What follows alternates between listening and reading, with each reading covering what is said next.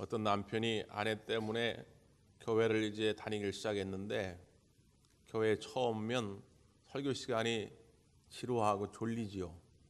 교회를 10년, 20년 다녀서도 설교 시간에 조는 분들 많은데 처음 나온 분들은 얼마나 힘들겠습니까?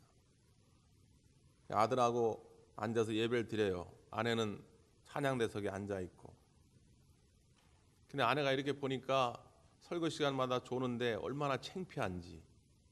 그래가지고 아들한테 그랬다죠. 야, 아빠가 설교 시간에 졸거든. 네가 좀 옆구리를 찔러라. 아들은 하기 싫죠. 그러니까 엄마가 1,000원을 주면서 내가 1,000원 줄 테니까 찔러. 그러니까 그 다음 주부터 1,000원 보려고 얘는 열심히 찔릅니다. 계속. 그러니까 이제 아빠가 졸 수가 없죠. 근데 그래 한 달쯤 지났는데 또 졸기 시작하는 거죠. 근데 얘가 맡은 바의 사명을 감당 안 하는 거죠. 그 엄마가 불러가지고 너 안 찔르냐고 그랬더니 하는 말이 아빠가 안 깨우면 2,000원 준다고 그랬다고. 그래가지고 그 다음부터는 아빠 말을 듣는 거죠. 자, 여러분 오늘 조는 일이 없으시길 바래요. 혹시 조는 분이 있으면 옆에 찔르십시오. 찔른 분에게 제가 1,000원 드리겠습니다. 네. 근데 우리가 돈 받고 하는 일은요, 때로는 기쁨이 없어요. 만족감이 없습니다. 희한하게 하나님의 일은 내가 뭘 돈 받고 해서가 아니라 하나님을 사랑하는 마음으로 하게 되면 이루 말할 수 없는, 세상 말로는 다 형용할 수 없는 기쁨이 우리 가운데 있습니다. 오늘 여러분에게 주시는 사명이 무엇입니까? 그 사명이 무엇이든지 간에 우리 하나님을 바라보는 마음으로, 기쁜 마음으로 감당해 갈 수 있기를 바랍니다. 여러분 혹시 키위새라고 들어보셨어요? 뉴질랜드 국조입니다. 뉴질랜드들이 아주 사랑하는 그 새인데요. 부리가 이렇게 길게 나 있고 털이 무슨 고슴도치처럼 삐죽삐죽 이렇게 나 있는 그런 새예요. 그 키위새가 이렇게 웅크리고 있으면 마치 그 뉴질랜드 나는 한 과일 모양 같아요. 그래서 그 과일의 이름을 키위라 이렇게 정한 겁니다. 그리고 뉴질랜드 사람들은 그 키위새를 너무 사랑해가지고 애칭으로 자기들을 키위라고 불러요. 영어 사전에 키위를 찾아보면 키위는 새 이름이기도 하고 과일 이름이기도 하고 뉴질랜드 사람들을 일컫는 별칭이기도 합니다. 그만큼 뉴질랜드 사람들이 이 키위새를 좋아하는데 재밌는 건 뭐냐? 새임에도 불구하고 날지를 못한다는 거예요. 날지를 못해요. 학자들의 연구에 의하면 왜 그랬을까? 그 뉴질랜드 지역이 화산지대인데 이 새를 공격하는 천적도 없었고 워낙 주변에 먹을 것이 풍부하다 보니까 굳이 날아다니면서 빠르게 뭔 걸 찾아다닐 필요가 없는 거죠. 그래서 부리만 점점 발달해가지고 긴 부리로 그냥 주변에 있는 먹을 것만 찾게 됐다는 거죠. 때로는 우리가 하나님으로부터 어떤 재능을 받잖아요. 근데 이 재능을 쓰면 쓸수록 이 재능은 늘어갑니다. 더 커져요. 근데 이 재능을 안 쓰고 놔두지요? 그러면 놔두면 남아있는 게 아니라 없어집니다. 이게 예수님의 달란트 비유예요. 5달란트 받은 자가 열심히 일해서 5달란트를 또 남기니까 하나님께서 그 모든 걸 그에게 주지만 2달란트 받은 자가 또 다른 2달란트를 남기니까 그 2달란트까지도 그의 것이 되지만 1달란트 받은 자가 아무것도 안 하니까 있던 것을 뺏어버립니다. 우리에게 하나님께서 독수리처럼 날아오르라고 저 하늘의 신비한 능력의 날개들을 주셨는데 이거를 쓰지 않으니까 이 날개가 태화돼 가지고 나중에는 결정적인 순간에 날아오르지 못하는 거죠. 목사님, 나도 마음 같아서는 주님의 일을 좀 마음껏 해보고 싶은데 교회 일도 좀 마음껏 해보고 싶은데 난 가진 게 없네요. 저 사람은 돈이라도 있으니까 저렇게 교회 무슨 일 하려면 돈이라도 내지만 난 돈도 없는데 저 사람은 좀 배운 게 있으니까 저렇게 말이라도 좀 잘하고 그러지만 나는 가진 지식이 없는데 저 사람은 사회적인 어떤 지위도 있고 권세도 있어가지고 나름대로 영향력을 행사하지만 난 그런 것도 없는데 우리가 제일 핑계대기 좋은 거지요. 나는 가진 것이 없다는 거예요. 그런 우리의 핑계를 부끄럽게 하는 말씀이 오늘 본문입니다. 오늘 본문은 소아시아 7교회 가운데 빌라델피아 교회 이야기지요. 주님께서 사도 요한을 통해 가지고 소아시아 교회에 편지하라고 하는데 그 소아시아 7교회 가운데 책망은 없이 칭찬만 들은 두 교회가 있습니다. 어딘지 아시죠? 서머나 교회와 빌라델피아 교회입니다. 빌라델피아 교회가 우리 주님으로부터 칭찬만 받은 이유가 뭘까요? 자, 오늘 8절의 말씀을 한번 다시 읽어봅니다. 시작.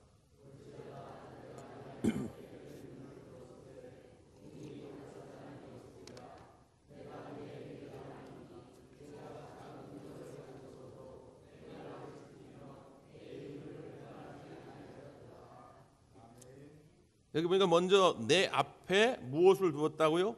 열린 문을 두었다. 그 7절 말씀 가운데 보면 예수님을 상징적으로 어떻게 소개하냐면 다윗의 열쇠를 가지신 분이다. 곧 열면 닫을 사람이 없고 닫으면 열 사람이 없는 그가 이르시되. 그러니까 예수님이 이 문의 열쇠를 가지고 있다는 거예요. 이 문은 어떤 문이냐? 천국에 들어가는 문입니다. 그래서 예수님이 열면 닫을 사람이 없고 예수님이 닫으면 억지로 열려고 해도 열리지 않는다는 거예요. 그런데 예수님께서 빌라델피아 교회 성도들에게 문을 열어주셨다는 거예요. 천국에 들어갈 수 있는 문을 열어주셨다는 거예요. 왜? 그들이 너무 예쁘게 신앙생활을 잘하는 거죠. 그들이 예쁘게 잘한 그 신앙생활이 뭐냐면 내가 너희들의 행위를 아노니 뭐라고 했어요? 작은 능력을 가지고서도 이 말이 중요합니다. 몇 가지 이유가 있는데요. 첫째는 뭐냐면 경제적인 능력이 작다는 거예요. 이 빌라델피아 지역에 있는 이 교회 성도들의 경제 수준이 다른 것보다 낮다는 거죠. 이건 뭐 우리가 일반적으로 금방 알 수 있는 거죠. 예를 들어 저 서울에 저 강남 압구정에 있는 교회하고 우리 인천하고는 달라요. 이건 뭐 좋고 나쁘고가 아니라 현실적으로 그렇다는 거예요. 부의 수준이 다르니까. 빌라델피아 교회 성도들은 기본적으로 경제적 수준이 낮았다는 거예요. 교인의 수도 많지 않았다는 거예요. 또 하나 사회적인 영향을 미칠 만큼 어떤 지위라든가 권세가 있지 아니했다는 겁니다. 예를 들어서 사회적으로 뭐 장관이다 아니면 무슨 뭐 대기업 회장이다 그러면 뭔가 그 힘 가지고 뭐라도 해보겠는데 그냥 정말 소시민들만 모인 교회, 이 빌라델피아 교회예요. 그럼에도 불구하고 그 작은 능력에도 불구하고 그들은 주님을 위해서 충성된 삶을 살았다는 것입니다. 내 손에 들은 것이 많냐 적냐, 크냐 적냐는 전혀 중요하지 않다는 얘기죠. 왜 그럴까요? 이미 하나님이 우리를 부르실 때 하나님은 능력을 가지고 부르십니다. 하나님께 능력이 있다 그 말이에요. 우리의 손에는 능력이 있냐 없냐가 중요하지 않아요. 근데 사람들은 희한합니다. 자꾸 자기 손에 있는 뭔가를 따져요. 아니 내 손에 있는 뭔가를 하려면 하나님을 우리가 왜 믿습니까? 왜 하나님께 우리가 기도합니까? 우리가 하나님을 왜 의지합니까? 내 것만 가지고 하려면. 모세도 이걸 깨닫지 못했죠. 아이고 하나님 나는 그래도 가진 게 없는데 하나님 나보러 어떻게 이스라엘 민족의 지도자가 되라고 하십니까? 그러니까 하나님께서 지팡이를 던져라. 던지니까 뱀이 되지요. 다시 붙잡아라. 다시 지팡이 되지요. 뭡니까? 그 지팡이는 하나의 상징인데 내가 너와 함께 할 것이다. 네가 가지고 있는 것을 하는 게 아니라 너는 그 양의 똥이나 치우는 지팡이 너 그밖에 없지만 내가 그 지팡이 가지고도 내 능력을 행할 것이다. 그 지팡이를 높이 들 때 홍해가 갈라지지 않습니까? 그 지팡이로 반석을 칠 때 물이 나지 않습니까? 능력은 누구에게 있다고요? 하나님께 있는 거예요. 착각하지 마세요. 여러분이 능력 있고 재주가 있어서 하나님이 하는 것이 아니더라 그 말이죠. 이 오해를 우리가 이 빌라델피아 교회를 통해서 깨트릴 수 있어야 됩니다. 특별히 뭐라고 덧붙였냐면 그 작은 능력을 가지고서도 내 말을 지키며 내 이름을 배반하지 아니하였도다. 아 그렇구나. 결국 하나님의 일을 해내는 사람은 누구냐? 하나님의 말을 지키는 사람이에요. 하나님을 끝까지 배반하지 않는 사람입니다. 아무리 재주가 많고 돈이 많아도 뭐합니까? 하나님 말씀에 순종하지 아니하는 자 하나님께 쓰임받을 수가 없어요. 작은 것이 있을지라도 주님 앞에 순종할 때에 그 작은 것으로 오병이의 기적을 일으킬 줄 믿습니다. 하나님 우리를 부르신 목적 아니겠어요? 더 이상 나는 쓸모없다, 나는 가진 것이 없다, 여러분 말하지 마십시오. 탈무드에 보면 그런 얘기가 있어요. 이제 예루살렘 성전을 건축하려고 하는데 그 공사장 인부들이 이제 채석장에다가 주문을 넣은 거예요. 그 이제 돌을 가져달라고. 그래서 이제 돌이 왔어요. 그 처음에 이제 기초를 쌓는데 이게 안 맞아. 기둥하고 돌하고 이렇게도 맞춰봐도 안 되고 저렇게 맞춰봐도 안 돼. 그래가지고 그 채석장에다가 다시 통지를 보내니까 뭐라고 답장이 오냐면 우리는 감독의 주문대로 보냈음, 이렇게 온 거예요. 근데 아무리 맞춰볼래도 안 돼요. 그래가지고 이거 필요 없다고 말이지 낑낑대면서 딴 데 버려버렸어요. 왜냐하면 그 일하는데 방해가 되니까 저 멀리 갖다 버린 거지. 그리고 이제 새롭게 돌을 가져다가 주춧돌을 삼고 공사를 진행해 갑니다. 그래서 7년쯤 돼가지고 거의 이제 완공 때가 돼요. 이제 기둥도 다 만들고 벽도 쌓고 이제 마지막 마감 공사를 하는데 지붕만 살짝 덮으면 됩니다. 지붕에 맞는 돌이 또 필요한 거예요. 그래서 그 채석장에다가 다시 연락을 한 겁니다. 지붕에 필요한 돌을 보내달라고. 근데 뭐라고 답장이 왔냐면 이미 그 돌은 7년 전에 보냈음, 이렇게 온 거예요. 알고 봤더니 건축가가 이미 필요한 돌들을 그 7년 전에 다 주문해가지고 왔는데 처음에 지붕에 쌓는 돌이 온 거예요. 이걸 기초에다 맞추려니까 안 되는 거죠. 이 탈무드의 이야기가 우리에게 주는 교훈이 있습니다. 하나님이 우리를 하나님의 나라, 이 교회를 위해서 헌신하게 할 때에 필요 없는 사람은 없다는 거죠. 내 눈에, 내 기준에 볼 때 좀 안 맞을 수는 있어요. 네? 만약에 저보러 말이죠. 제가 1층에 꾸며놓은 거 보고 참 얼마나 흐뭇했는지, 참 하고자 하는 열정만 있으면 이렇게 아름다운 작품들이 나올 수 있구나 하는데, 저보러 만약에 그림으로 그려가지고 저런 포스터를 만들려고 그러면 저는 할 수가 없어요. 저는 그림을 정말 못 그립니다. 해보려고 애를 쓰는데 안 돼. 차라리 노래를 하라 그러면 제가 열심히 잘할 수 있죠. 그러니까 내 기준으로 볼 때 저 사람이 딱 이렇게 맞춰가지고 했으면 좋겠는데 안 되네? 여러분 그건 그냥 내 관점이에요. 심지어 자기 스스로 생각해도 그렇습니다. 자꾸 다른 사람과 비교해가지고 왜 나는 저 집사님처럼 저런 재주가 없을까? 저 권사님처럼 나는 저런 재주가 없을까? 그것조차도 오해예요. 하나님은 이 땅에 우리들을 보내실 때 불필요하게 창조한 그런 인물은 한 사람도 없습니다. 하나님이 우리 대광교회 우리들을 불러주실 때 대광교회 필요 없는 존재는 한 사람도 없다 그 말이에요. 다 필요하니까 불러주신 줄 믿습니다. 기도하면서 자기 자리를 찾아가십시오. 내가 할 수 있는 것이 무엇일까? 내가 기쁨으로 감당할 수 있는 것이 무엇일까?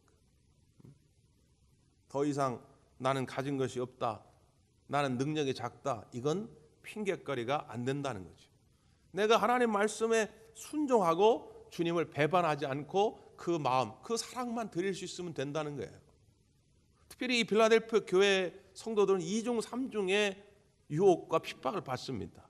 먼저는 로마로부터 핍박이죠. 당시에 로마가 계속 기독교를 박해했으니까 예수님을 믿은 말이죠, 감옥에 가두고 이 원형 경기장에다 던져가지고 막 사자의 밥이 되게 하고 막 그랬단 말이에요. 그러니까 목숨을 걸고 믿음을 지키는 거예요. 뿐만 아니라 9절에 보니까 보라 사탄의 해당 곧 자칭 유대인이라 하나 그렇지 아니하고 거짓말하는 자들 중에서 몇을 내게 주어, 이렇게 돼 있죠.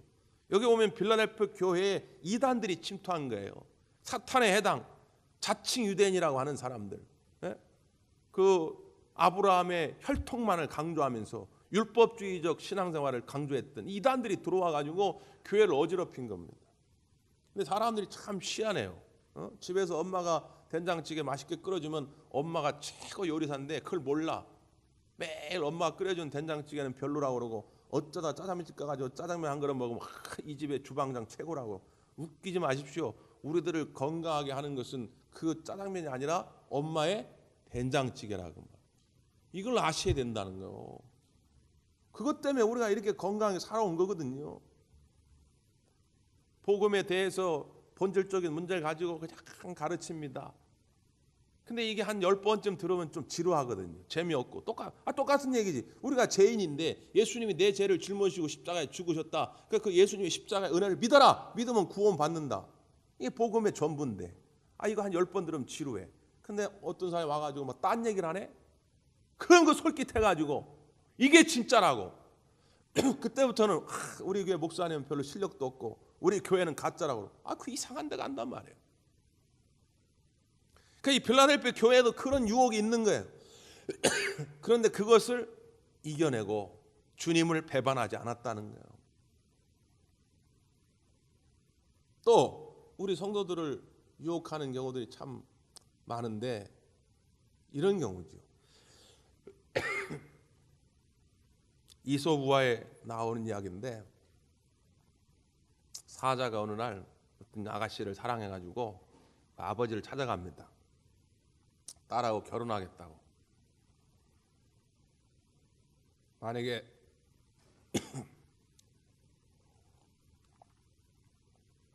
결혼을 못하게 하면 당신도 잡아먹고 딸도 잡아먹을 거라고. 그러니까 아버지가 겁이 나니까 알았다고. 내일 오라고. 그 다음날 사자가 이제 결혼하러 온 거예요. 근데 아버지가 다 좋은데 우리 딸이 당신의 이빨이 너무 무섭다고 그런다고. 이빨만 뽑고 오라고. 그래서 사자가 알았다고. 가가지고 이빨을 다 뽑아요. 그 다음날 다시 옵니다. 딸을 이제 달라고. 그러니까 근데 한 가지 마지막 소원이 있다고. 우리 딸이 당신 발톱을 너무 무섭다고 그런다고. 발톱만 뽑고 오시라고. 알았다고. 가지고 다시 또 발톱을 다 뽑습니다. 그 다음 다시 와요. 이젠 딸을 달라고. 그러니까 아버지가 몽둥이를 들고 네가 이빨 있고 발톱 있을 때나 무섭지 이빨 빠지고 발톱 빠졌는데 뭘 무섭냐고 하고 사자를 쫓아냅니다. 이 이솝우화가 우리 인간들에게 주는 교훈이 있죠. 어떤 사사로운 욕심에 눈을 멀기 시작하면은 중요한 것들을 빼앗긴다 그런 말이에요. 마치 삼손처럼 드릴라의 여자의 유혹에 빠지니까 그 머리를 그냥 빼앗겨 버리고 하나님이 주신 힘을 잃어버리게 되죠. 사탄과 마귀는 계속 우리에게 그렇게 공격합니다. 세상적인 욕심, 분주함에 자꾸 매달리게 만들어가지고 하나님의 일을 하라고 주신 달란트를 자꾸 잊어버리게 만들어요. 있었는데도 불구하고 자꾸 이걸 빼앗겨요. 하나님의 영광을 위해서 주님 없는 교회를 위해서 쓰라고 주신 많은 달란트들을 너무 많이 빼앗기고 살아가고 있단 말이죠. 이것을 우리가 회복해야 될 줄 믿습니다. 우리가 사역의 날로 정하고 이런 행사를 하는 것도 다시 한번 우리를 깨닫게 하기 위함이죠. 내 안에 이 식어갔던 주님을 향한 열정, 교회를 향한 그 열정을 다시 회복시키는 거 아니겠습니까? 연말이 되면 늘 힘든 분들이 있어요. 그건 뭐냐면 나만 한다. 선교에서도 나만 한다. 셀 모임에서도 나만 한다. 교회에서도 나만 한다. 이런 마음 들기 시작하면 참 힘들어요. 그 사실이기도 합니다. 근데 여러분 우리 속담에 배치장도 알긴 잘하시네. 알긴 잘하시는데 왜 그분만 그렇게 힘들게 놔둡니까? 내가 조금만 도와주면 되는데 그럼 그분이 힘 별로 안 들이고 열심히 할 수 있는데 우리가 이 사역 알렘 축제를 통해서 다시 한번 그 주님을 향한 사랑을 회복하고 내게 필요한 그 사역의 뭔지를 찾아가는 그런 과정이 있기를 바랍니다. 그런 사람에게 하나님이 주신 축복이 있다 그 말이에요. 자, 그 12절입니다. 12절 시작.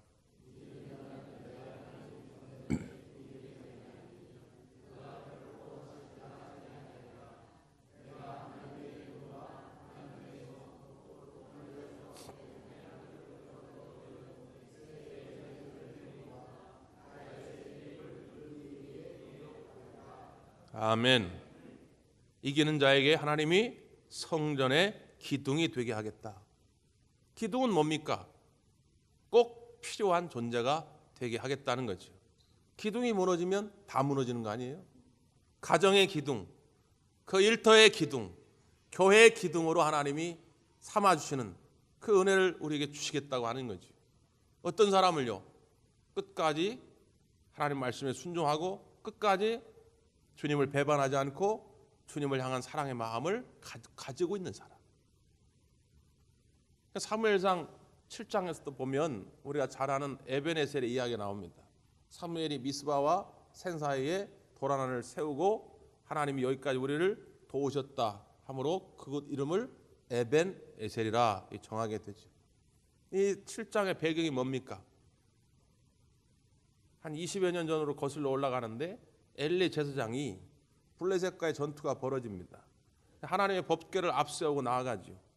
근데 이기기는커녕 엘리도 죽고 엘리의 두 아들도 죽게 됩니다. 왜 그랬을까요?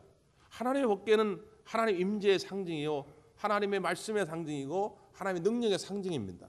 근데 법궤를 앞세우고 나갔는데도 전쟁에서 패했어요. 무슨 말이냐? 그 법궤는 그 당시에 그냥 우상화되어 있는 거예요. 형식화되어 있다 그 말이죠. 우리가 성경책을 매일 이렇게 끼고 다닌다고 해서 내가 거룩해집니까? 어떤 분은 잠자기 전에 성경책을 머리에 이렇게 이고 잔다는데 이고 잔다고 해가지고 그 하나님 말씀의 능력이 내게 임하는 겁니까? 전말의 말씀이죠. 단 한 구절이라도 믿음으로 받아들이고 순종하며 실천할 때 그 말씀이 내 능력이 되는 것 아니겠어요? 근데 엘리 제사장 시대에는 그런 믿음이 없다, 그런 마음이 없다는 거예요. 결국 20년 동안 블레셋의 지배를 받게 되고 고통을 받게 되지요. 그래서 이스라엘 백성들이 너무 아프니까, 너무 힘드니까 하나님의 부르짖게 되지요. 그때 하나님이 세운 선지자가 사무엘입니다. 그럼 사무엘이 선자가 되어서 제일 먼저 한 일이 뭡니까? 미스바 광장으로 모이라는 거지. 너희들 있는 집안의 모든 우상을 버리고 미스바 광장에 모여서 금식하며 기도하자는 겁니다. 블레셋 군사는 코앞에 있는데요. 아니 지금 열심히 으쌰으쌰 군사훈련 받아가지고 나가 싸워도 블레셋 군사를 이길 확률이 별로 없는데 금식까지 하라는 거예요. 싸워야 할 장정들이 밥을 먹지 못하니까 얼마나 배가 고프고 힘이 딸리겠어요. 블레셋 군사들이 그 소식을 듣고 기회는 이때다 싶어가지고 공격하러 들어오지요. 그런데 하나님께서 블레셋 군사들을 다 물리쳐 주십니다. 무슨 말입니까? 지금 필요한 것은 너희들이 지금까지 하나님을 온전히 사랑하지 못하고 하나님 온전히 주인으로 모시지 못했던 것을 회개하고 다시 너희들 마음속에 그 하나님만 모시면 내가 너희들 대신하여 싸워주겠다는 거예요. 너희들의 부족함을 내가 채워주겠다는 거지. 네 손에 능력이 없어도 좋아, 네 가진 것이 별로 없어도 좋아, 네가 정말로 나를 의지하고 나를 정말로 사랑하는 마음만 회복하면 내가 너를 통하여 위대한 하나님 나라의 일을 하게 할 것이다. 이게 사무엘상의 주제거든요. 더 이상 나는 가진 것이 없다, 할 수 없다라고 말하지 말고 여러분 우리 하나님을 사랑하는 마음으로, 우리 대광교회를 사랑하는 마음으로 내게 주신 사명대로 달란트대로 충성할 수 있기를 간절히 바랍니다. 기도하겠습니다.